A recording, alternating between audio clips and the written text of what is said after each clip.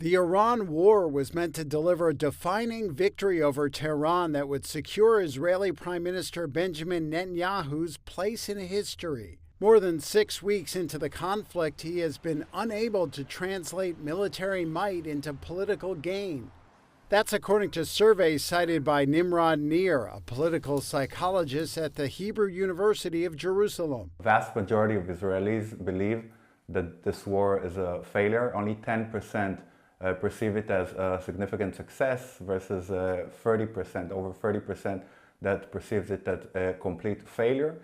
Moreover, vast majority of Israelis think that Israel will be weakened after this war, and less than 40% say that if they would know in advance that this will be a position after a month and a half of war, they would support it.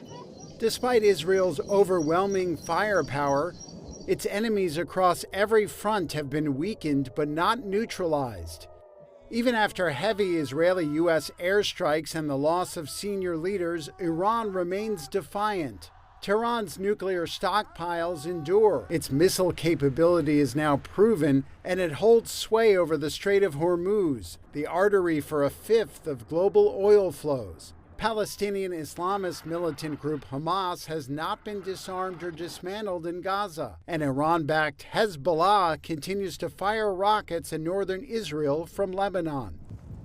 However, Netanyahu is pressing ahead. The campaign is not over yet, but we can clearly state that we have historic achievements.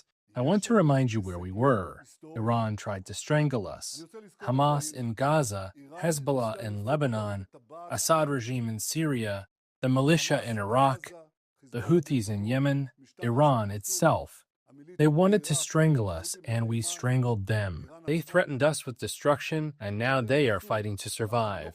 We affected them, and we have more to do.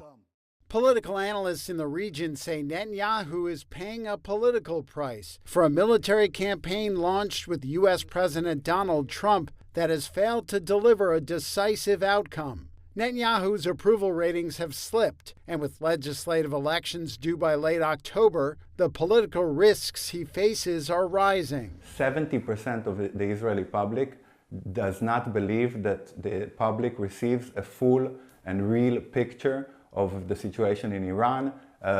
Less than 15% believe Netanyahu when he says that Iran is weaker than ever, and there's a complete distrust, even among who are government loyalists in whatever the political and security echelon are conveying, and we haven't seen such figures since October 7th. Netanyahu's office did not respond to a Reuters request for comment. The Prime Minister has criticized those who he said were diminishing Israel's achievements in Iran, saying Israel has emerged stronger and Iran weaker.